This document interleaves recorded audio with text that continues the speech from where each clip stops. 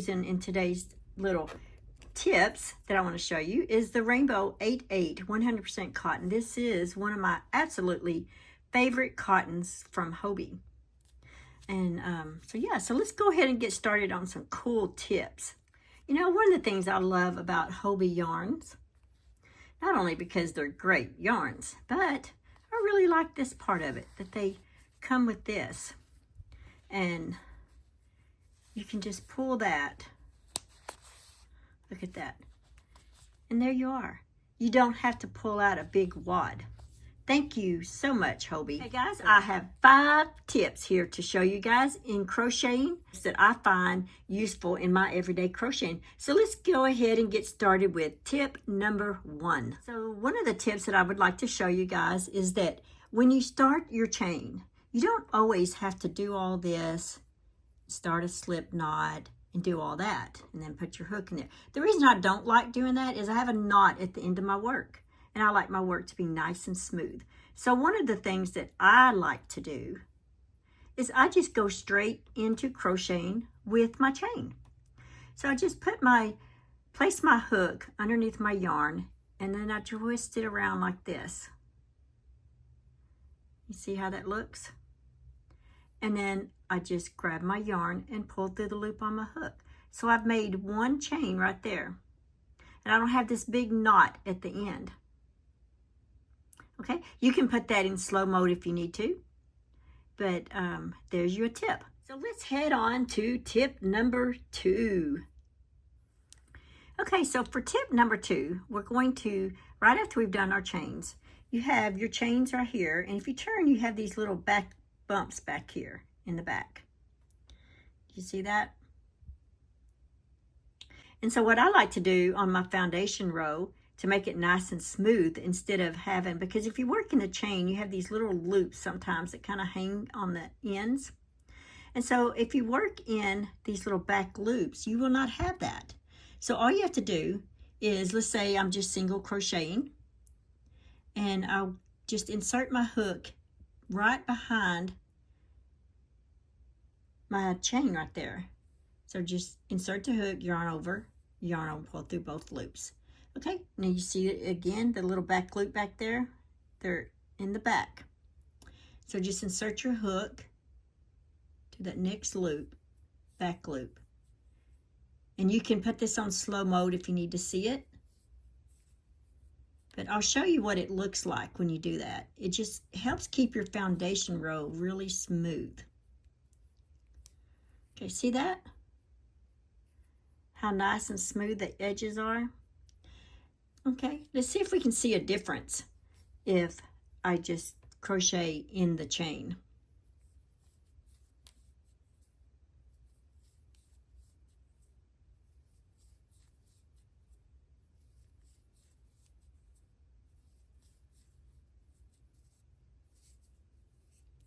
Okay, there's the difference.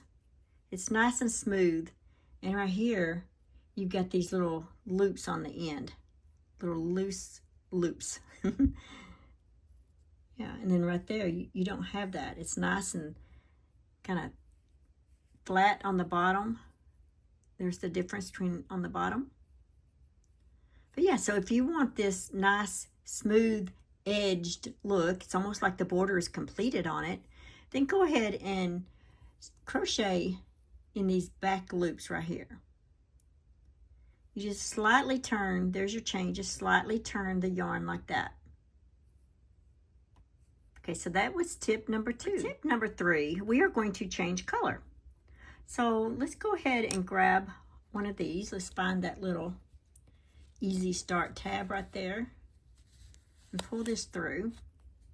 Thank you, Hobbii. Okay, so say you want to change colors. The most seamless way to change colors, especially when you're on the end, is to raise the yarn just a little bit, what's on your hook. And you see these 2 loops right there? Just insert your hook in both of those loops. Now leave this little loop that came off your hook, leave that hanging. So it's those 2 right there. Now grab your new yarn and wrap it around and just pull it through. And then take this other yarn where that loop was and just pull it out. There you go. Now you're in. You're in. You can start your next row. So my next row, let's say I'm chaining 1. I'm turning my work, and I start single crocheting all the way across.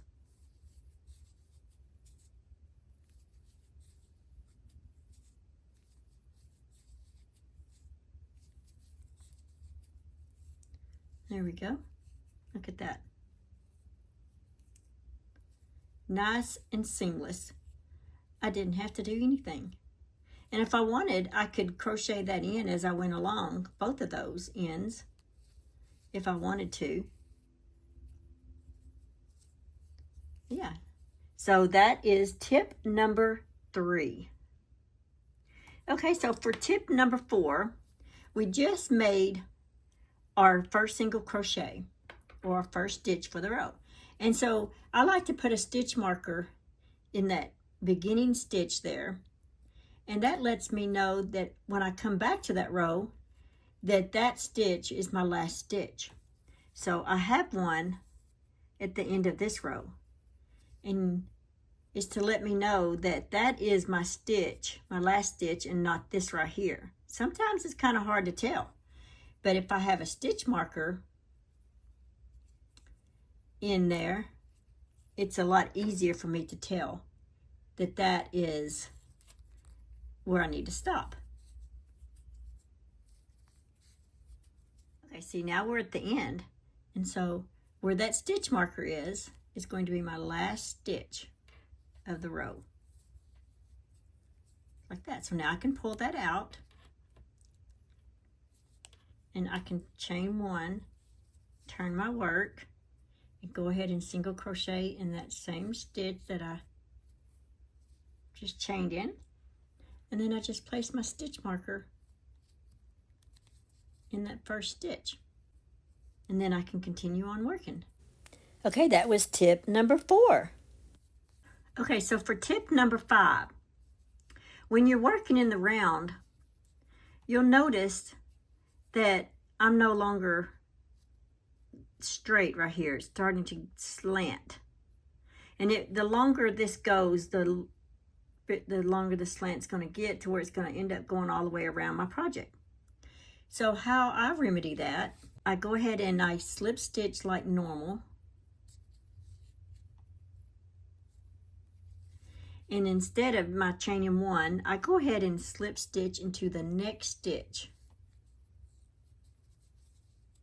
and then I chain 1, and I start my row this way. Now this works for whether you're chaining a 1 in your project or you're not chaining a 1. Even if you're not chaining a 1, you can still do that, and that will prevent this line from being slanted. It will help keep your line straight. And I do this about every couple of rows. I will go ahead and slip stitch 1 over. Okay, so see how we're nice and straight right here? So for this row, I would just go ahead and continue crocheting, and we're nice and even. See that? We're nice and even. And we were headed to be slanted. So I hope those tips help. Just remember, just to slip stitch into 1 stitch over about every 2 rows, and that will keep you on track and prevent that look right there. Okay guys, that's all the tips that I have. I hope you have enjoyed these. These tips are very useful in my everyday crocheting, and I hope that you will find them useful in your everyday crocheting. Okay guys, go ahead and leave a comment and let me know which is your favorite tip that you found the most useful for your everyday crocheting. Just keep crocheting, live life, have fun, and I will see you guys in my next video. Bye. Thanks for watching. Please like, comment, and subscribe.